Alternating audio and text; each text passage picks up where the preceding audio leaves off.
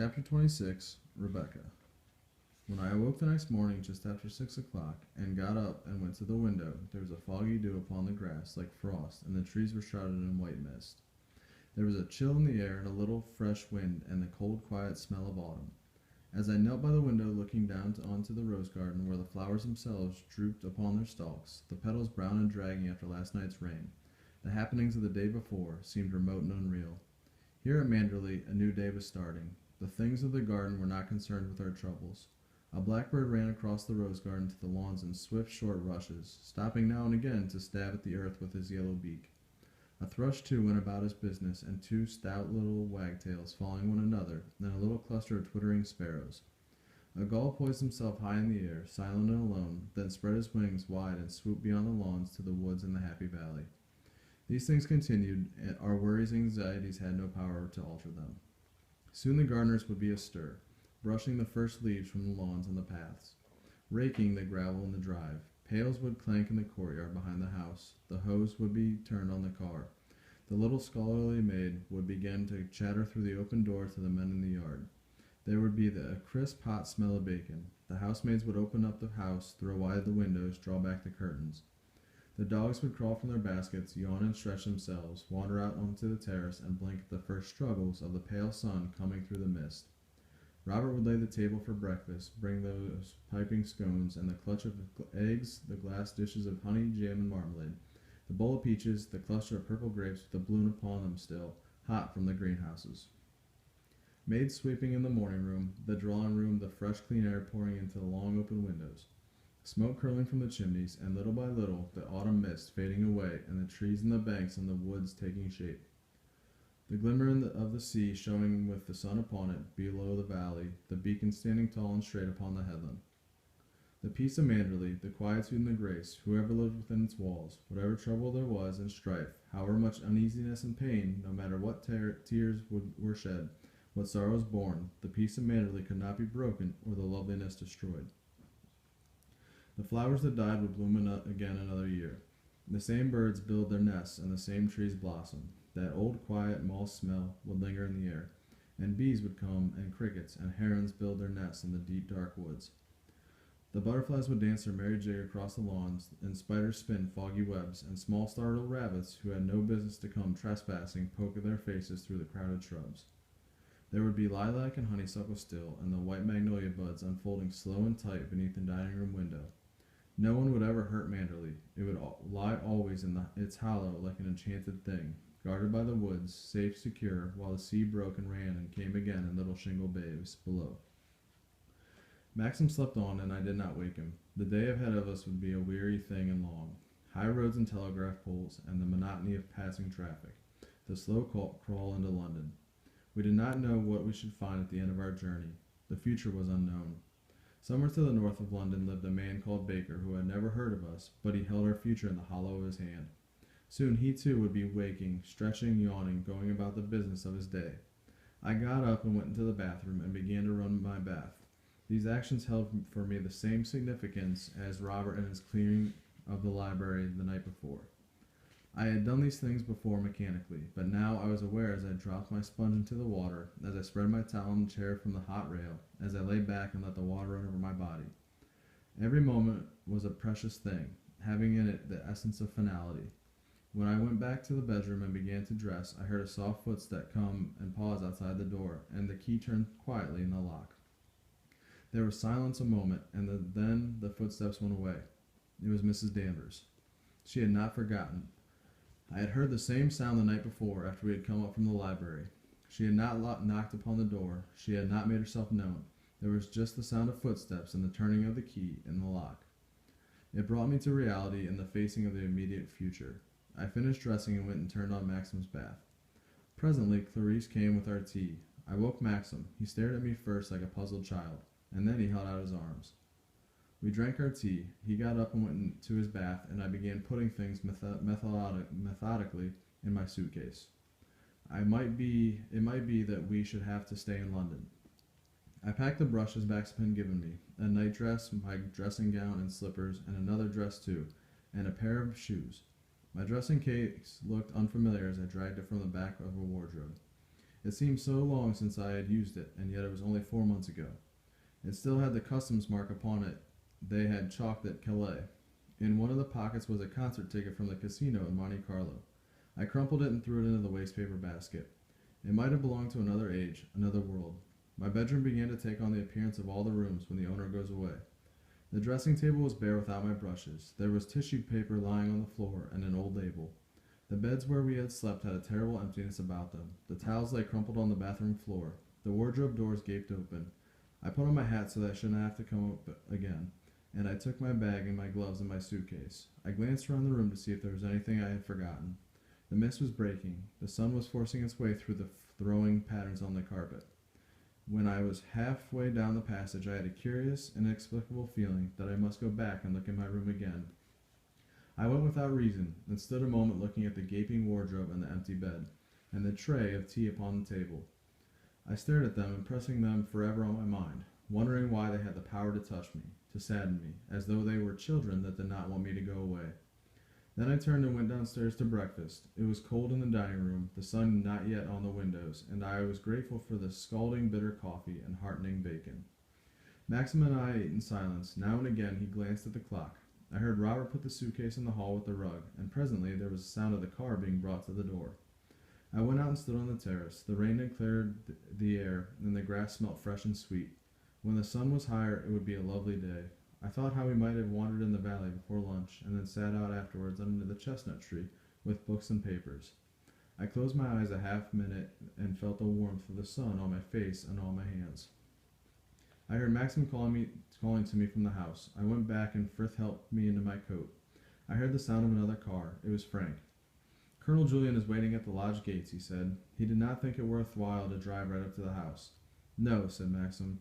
I'll stand by in the office all day and wait for you to telephone, said Frank. After you've seen Baker, you may find you want me up in London. Yes, Maxim said. Yes, perhaps. It's just 9 now, said Frank. You're up to time. It's going to be fine, too. You should have a good run. Yes. I hope you won't get tired, Mrs. De Winter, he said to me. It's going to be a long day for you. I shall be all right, I said. I looked at Jasper, who was standing by my feet, with ears drooping and reproachful eyes. Take Jasper back with you to the office, I said. He looks so miserable. Yes, he said. Yes, I will. We'd better be off, said Maxim. Old Julian will be getting impatient. All right, Frank. I climbed into the car beside Maxim. Frank slammed the door. You will telephone, won't you? He said. Yes, of course, said Maxim. I looked back at the house. Frith was standing at the top of the steps, and Robert just behind. My eyes filled with tears for no reason. I turned away and groped with my bag on the floor of the car so that nobody would see. Then Maxim started up the car, and we swept around and into the drive, and the house was hidden. We stopped at the lodge gates and picked up Colonel Julian. He got in the back. He looked doubtful when he saw me. It's going to be a long day, he said. I don't think you should have attempted it. I would have taken care of your husband, you know. I wanted to come, I said. He did not say anything more about it. He settled himself in the corner. It's fine. That's one thing, he said. Yes, said Maxim. That fellow Fable said he would pick us up at the crossroads. If he's not there, don't attempt to wait. We'd do much better without him. I hope the damned fellow has overslept himself. When we came to the crossroads, though, I saw the long green body of his car, and my heart sank. I had thought he might not be on time. Fable was sitting at the wheel, hatless, a cigarette in his mouth. He grinned when he saw us and waved us on. I settled down in my seat for the journey ahead, one hand on Maxim's knee. The hours passed and the miles were covered. I watched the road ahead in a kind of stupor. Colonel Julian slept at the back from time to time. I turned occasionally and saw his head loll against the cushions and his mouth open. The green car kept close beside us. Sometimes it shot ahead, sometimes it dropped behind, but we never lost it. At one we stopped for lunch at one of those inevitable old-fashioned hotels in the main street of a county town. Colonel Julian waded through the whole set lunch, starting with soup and fish, and going on to roast beef and Yorkshire pudding. Maxim and I had cold ham and coffee. I half expected to see Fable wander into the tiny dining room and join us, but when we came out to the car again, I saw his car had been drawn up outside a cafe on the opposite side of the road. He must have seen us from the window, for 3 minutes after we had started he was on our tail again. We came to the suburbs of London about 3 o'clock. It was then that I began to feel tired. The noise in the traffic block started a humming in my head. It was warm in London too. The streets had that worn, dusty look of August, and the leaves hung listless on dull trees. Our storm must have been local. There had been no rain here. People were walking about in cotton frocks, and the men were hatless. There was a smell of waste paper and orange peel and feet, and burnt dry grass. Buses lumbered slowly, and the taxis crawled. I felt as though my coat and skirt were sticking to me, and my stockings pricked my skin. Colonel Julian sat up and looked through his window. "They've had no rain here," he said. "No," said Maxim. "Looks as though the place needed it, too." "Yes." "We haven't succeeded in shaking Fable off. He's still on our tail." "Yes." Shopping centers on the outskirts seemed congested. Tired women with crying babies and prams stared into the windows. Hawkers shouted. Small boys hung onto the backs of lorries. There were too many people, too much noise. The very air was irritable and exhausted and spent. The drive through London seemed endless, and by the time we had drawn clear again and were out beyond Hampstead, there was a sound in my head like a beating of a drum, and my eyes were burning. I wondered how tired Maxim was. He was pale, and there were shadows under his eyes, but he did not say anything. Colonel Julian kept yawning at the back. He opened his mouth very wide and yawned aloud, sighing heavily afterwards. He would do this every few minutes. I felt a senseless, stupid irritation come over me, and I did not know how to prevent myself from turning around and screaming to him to stop. Once we had passed Hampstead, he drew out a large-scale map from his coat pocket and began directing Maxim to Barnet. The way was clear and there were signposts to tell us, but he kept pointing out every turn and twist in the road, as if there was any hesitation on Maxim's part, Colonel Julian would turn down the window and call for information from a passer-by. When we came to Barnet itself, he made Maxim stop every few minutes. "Can you tell us where a house called Roselands is? It belongs to a Dr. Baker, who's retired and come to live there lately." And the passerby would stand, frowning a moment, obviously at sea, ignorance written plain upon his face. "Dr. Baker? I don't know a Dr. Baker. There used to be a house called Rose Cottage near the church, but a Mrs. Wilson lives there." "No, it's Roselands we want. Dr. Baker's house," said Colonel Julian. And then we would go on and stop again in front of a nurse in a pram. "Can you tell us where Roselands is?" "I'm sorry. I'm afraid I've just come to live here." "You'll know a Dr. Baker." "Dr. Davidson? I know a Dr. Davidson." "No, it's Dr. Baker we want." I glanced up at Maxim. He was looking very tired. His mouth was set hard. Behind us crawled Fable, his green car covered in dust. It was the postman who pointed out the house in the end, a square house, ivy-covered with no name on the gate, which we had already passed twice. Mechanically, I reached for my bag and dabbed my face with the end of the powder puff. Maxim drew up outside at the side of the road. He did not take the car into the short drive. We sat silently for a few minutes. "Well, here we are," said Colonel Julian, "and it's exactly 12 minutes past 5. We shall catch them in the middle of their tea. Better wait for a little bit." Maxim lit a cigarette and then stretched out his hand to me. He did not speak. I heard Colonel Julian crinkling his map. "We could have come right across without touching London," he said. "Saved us 40 minutes, I dare say. We made good time the first 200 miles. It was from Chiswick on we took the time." An errand boy passed with us whistling on his bicycle. A motor coach stopped at the corner and 2 women got out. Somewhere a church clock chimed the quarter. I could see Fable leaning back in his car, behind us and smoking a cigarette. I seemed to have no feeling in me at all. I just sat and watched the little things that did not matter. The 2 women from the bus walk along the road. The errand boy disappear around the corner. A sparrow hop up in the middle of the road, pecking at dirt. "This fellow Baker can't be much of a gardener," said Colonel Julian. "Look at those shrubs tumbling over his wall. They ought to have been pruned right back." He folded up the map and put it back in his pocket. "Funny sort of place to choose to retire in," he said. "Close to the main road and overlooked by the other houses. Shouldn't care about it myself. I dare say it was quite pretty once before they started building. No doubt there's a good golf course somewhere handy." He was silent for a while, then he opened the door and stood out on the road. "Well, De Winter," he said, "what do you think about it?" "I'm ready," said Maxim.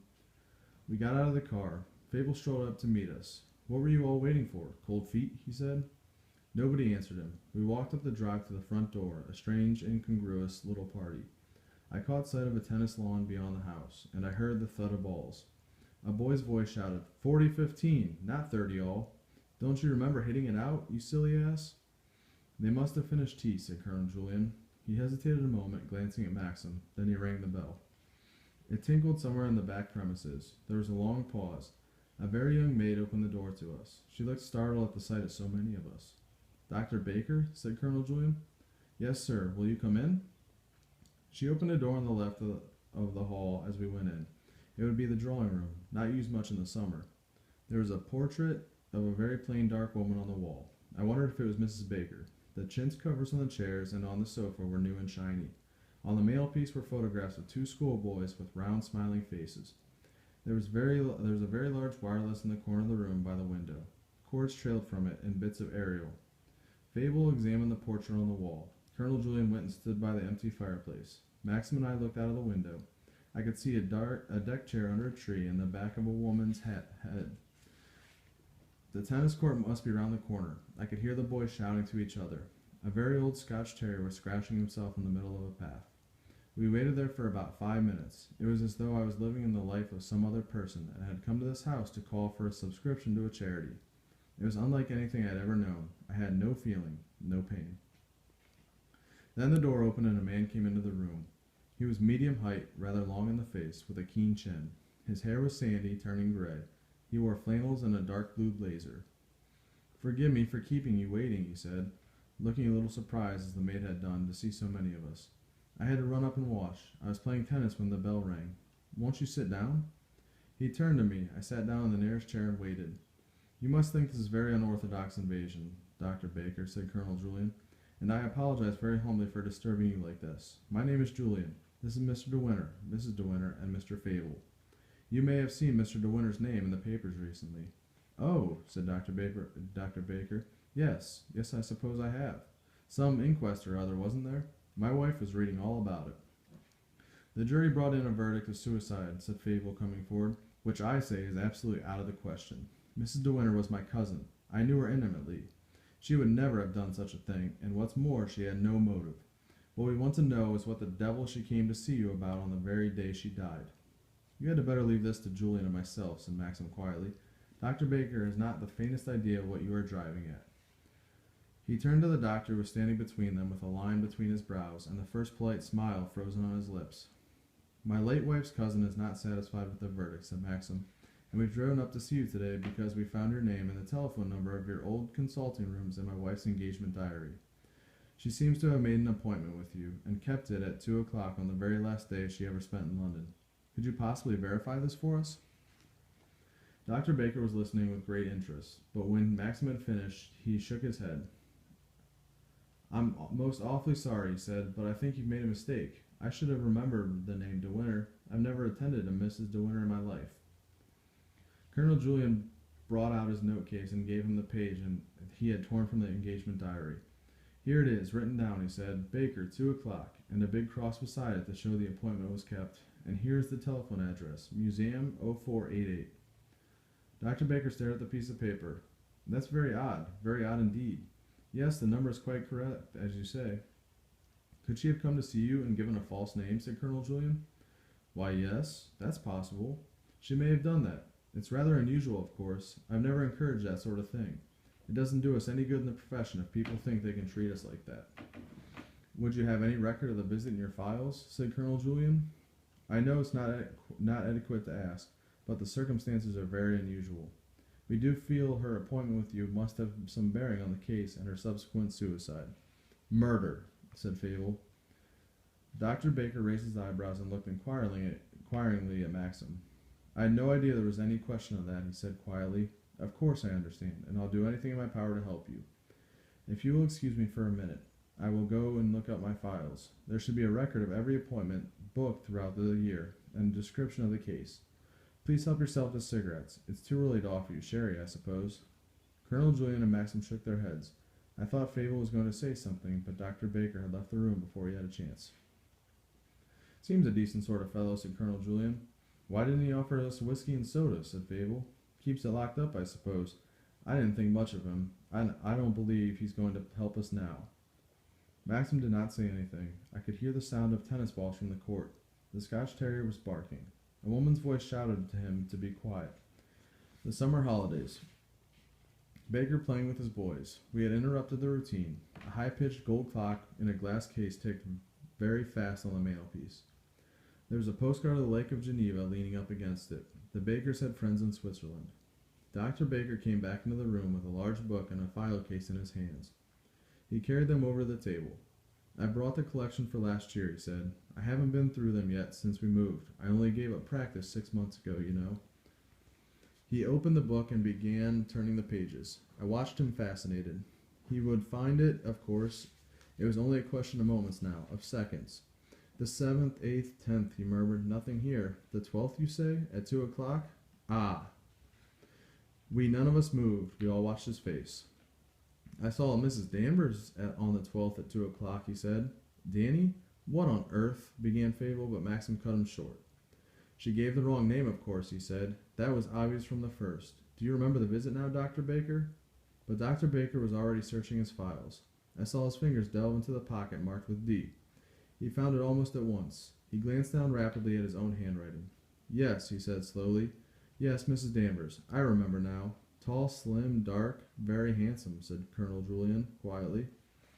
Yes, said Dr. Baker, yes. He read through the files, then replaced them in the case. Of course, he said, glancing at Maxim, this is unprofessional, you know. We treat patients as though they were in the confessional. But your wife is dead, and I quite understand the circumstances are exceptional. You want to know if I can suggest any motive why your wife should have taken her own life. I think I can. The woman who called herself Mrs. Danvers was very seriously ill. He paused. He looked at every one of us in turn. I remember it perfectly well, he said, and he turned his back to the files again. She came to me for the first time a week previously to the date you mentioned. She complained of certain symptoms, and I took some x-rays of her. The second visit was to find out the result of those x-rays. The photographs are not here, but I have the details written down. I remember her standing in my consulting room and holding out her hand for the photographs. I want to know the truth, she said. I don't want soft words in a bedside manner. If I'm for it, you can tell me right away. He paused. He glanced down at the files once again. I waited. Why couldn't he get done with it and finish and let us go? Why must we sit there, waiting our eyes upon his face? Well, he said, she asked for the truth, and I let her have it. Some patients are better for it. Shirking the point does them no good. This Mrs. Danvers, or Mrs. De Winter rather, was not the type to accept a lie. You must have known that. She stood it very well. She did not flinch. She said she had suspected it for some time. Then she paid my fee and went out. I never saw her again. He shut up the box with a snap and closed the book. The pain was slight as yet, but the growth was deep-rooted, he said. And in 3 or 4 months' time she would have been under morphia. An operation would have been no earthly use at all. I told her that. The thing had got too firm a hold. There's nothing anyone can do in a case like that except give morphia and wait. No one said a word. The little clock ticked on the mantelpiece, and the boys played tennis in the garden. An airplane hummed overhead. Outwardly, of course, she was a perfectly healthy woman, he said. Rather too thin, I remember, rather pale, but then that's the fashion nowadays. Pity, though it is. It's nothing to go upon with a patient. No, the pain would increase week by week, and as I told you, in 4 or 5 months' time, she would have had to be kept under morphia. The x-ray showed a certain malformation of the uterus. I remember which meant she could never have a child, but that was quite apart. It had nothing to do with the disease. I remember hearing Colonel Julian speak, saying something about Dr. Baker being very kind to have taken so much trouble. You have told us all we want to know, he said, and if we could possibly have a copy of the memoranda in your file, it might be very useful. Of course, said Dr. Baker, of course. Everyone was standing up. I got up from my chair, too. I shook hands with Dr. Baker. We all shook hands with him. We followed him out into the hall. A woman looked out of the room on the other side of the hall and darted back when she saw us. Someone was running a bath upstairs. The water ran loudly. The Scotch terrier came in from the garden and began sniffing at my heels. Shall I send the report to you or Mr. De Winter? Said Dr. Baker. We may not need it at all, said Colonel Julian. I rather think it won't be necessary. Either De Winter or I will write. Here is my card. I'm so glad to have been of use, said Dr. Baker. It never entered my head for a moment that Mrs. De Winter and Mrs. Danvers could be the same person. No, naturally, said Colonel Julian. You'll be returning to London, I suppose. Yes, I imagine so. Your best way then is to turn sharp left by that pillar box, and then right by the church. After that, it's a straight road. Thank you very much. We came out of the drive and went towards the cars. Dr. Baker pulled the Scotch terrier inside the house. I heard the door shut. A man with one leg and a barrel organ began playing Roses in Picardy at the end of the road.